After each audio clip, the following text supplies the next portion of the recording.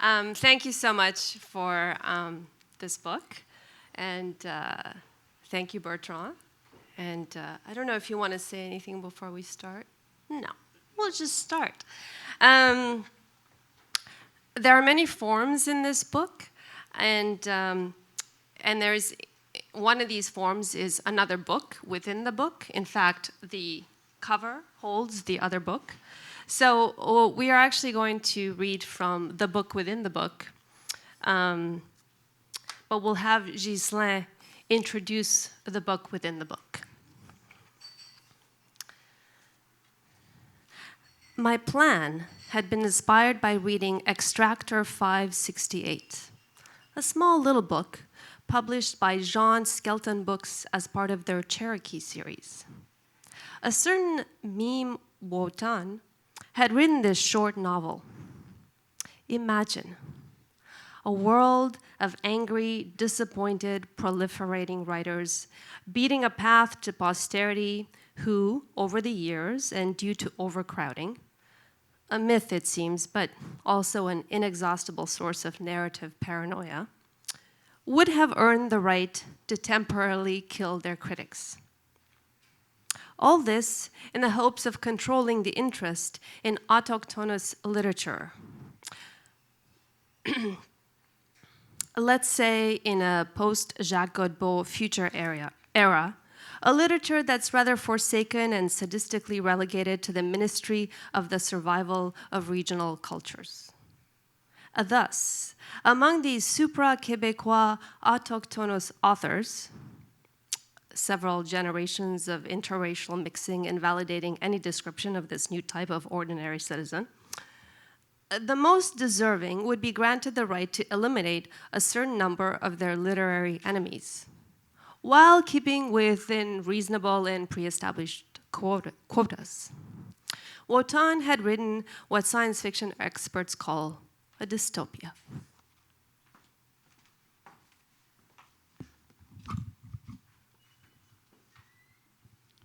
Je m'appelle Ézéchiel Brado et je tue les lecteurs qui n'aiment pas mes livres.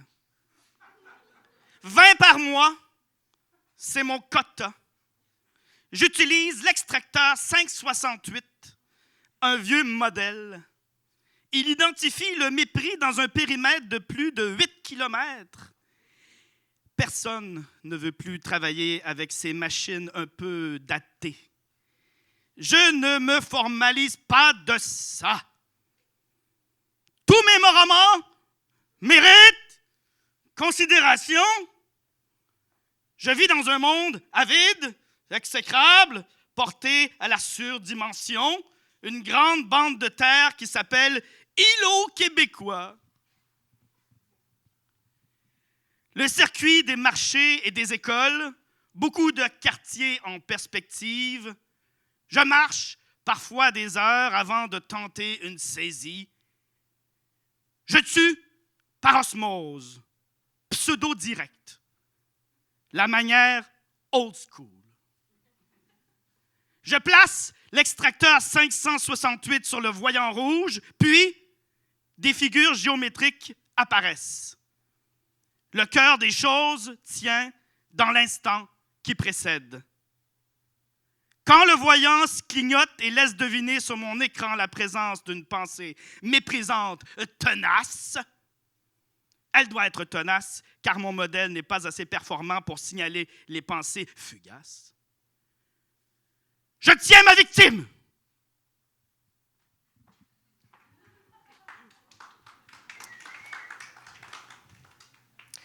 My name is Ezekiel Brado, and I kill readers who don't like my books.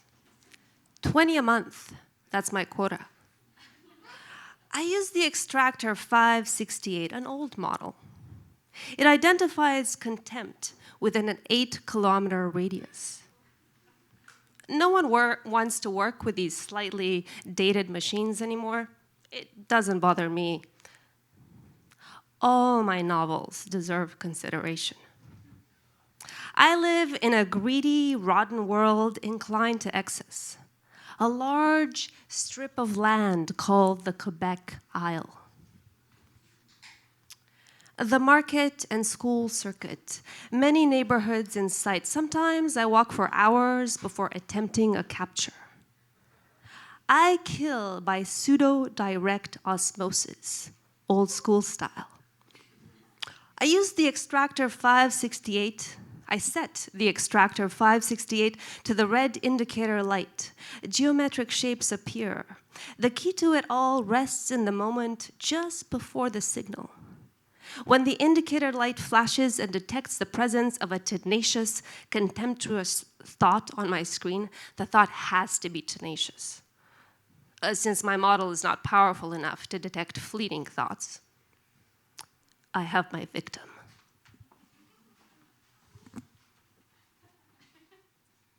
Nous sommes plusieurs.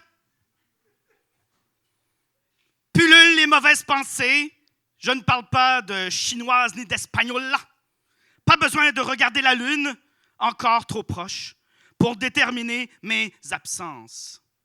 Je trie, je marche, j'écris encore. Tous les postes de publication sont maintenant libres. Je peux, je vais. Il y a des chaises tout près des machines, vertes. Pensez au texte d'abord, écrire ensuite, vite si possible, avant que les guetteurs me lancent des flèches. Encore une flèche, elle me frôle. Je dicte à quelqu'un d'invisible l'histoire de mon guetteur. Beau sujet, les guetteurs. Pas de nez, gros orbites, longue langue fourchue. Ce sont des parleurs de chinoise et de spagnola. Moi, je parle langue franque. On m'appelle l'archaïque. J'emploie des mots vidanges, des mots concepts. Je les trouve dans les livres de philosophie. Anyway, Bombix n'est plus le chef des territoires de l'îlot québécois. Belle réserve, tous les droits. On peut tuer ceux qui nous méprisent, donner des cours de langue hang frank, au perdu, ça paye. Papa Dragonfly de Chicoutimi vient lire sa conférence sur de la peau de zèbre usée. Étendre peau de zèbre et hop, discours. On entend beaucoup de discours sur le territoire, beaucoup d'écrivaîtres. Tout le papier se multiplie, on ne s'appartient plus, on lit maintenant nos pensées en public. Il faut tuer pour mieux vivre et on gagne de l'espace.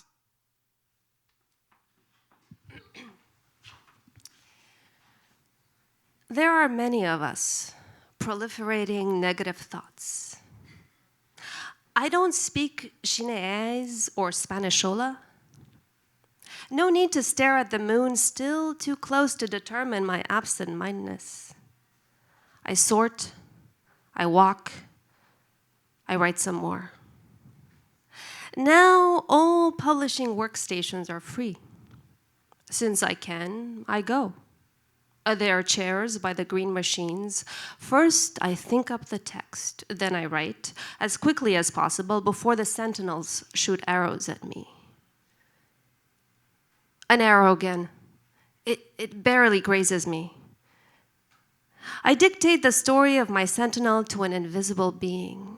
A good topic, these sentinels. No nose, huge eye sockets, long forked tongue. They speak Chinese and Spanishola. I speak Ang-Fren. They call me archaic.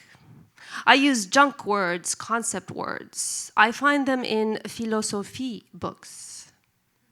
En tout cas, Bombix is gone, the chief of the Quebec Isle territories. A beautiful reservation, all the rights. We can kill those who feel contempt for us, give Ang-Friend language classes to the lost ones. It pays. Papa Dragonfly from Chicoutimi just gave a talk written on zebra parchment. Stretch out the zebra parchment and presto, a lecture. We hear many lectures on the res, many scrib writs. Papers multiply. We don't belong to ourselves anymore. We now read our thoughts in public. You have to kill to live better, have more space.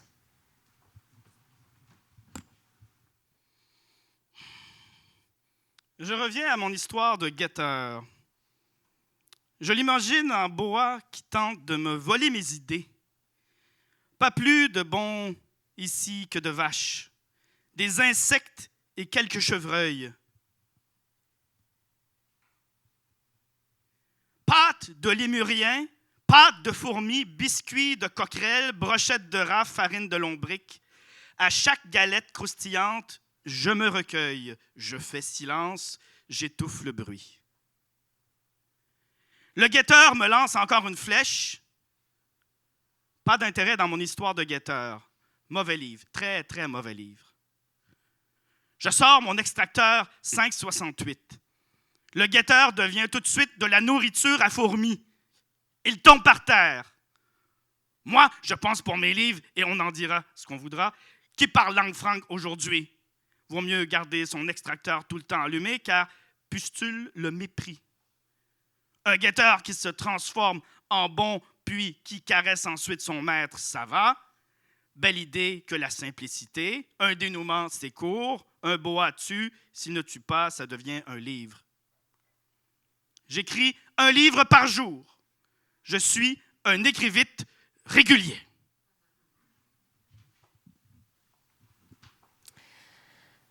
Let's go back to my story about the sentinel. I imagine him as a boa constrictor trying to steal my ideas. We have no more boas than cows here, only insects and some deer. Lemur pastry, ant pâté, cockroach cookies, rat brochettes, earthworm flour. With every crunchy biscuit, I collect myself, go quiet, stifle noise. The sentinel shoots another arrow at me, not interested in my sentinel story. A bad book, a really bad book. I take out my extractor 568. The sentinel suddenly becomes ant food. He falls to the ground. I focus on my books, whatever you might say about them. Who speaks Angfren nowadays? Best to keep your extractor on at all times. Contempt proliferates everywhere. A sentinel that transforms into a boa then strokes its master. It works. Simplicity is the best idea. A denouement is brief. A boa kills, and if it doesn't kill, it becomes a book. I write one book a day. I am a regular scribrit. Thank you.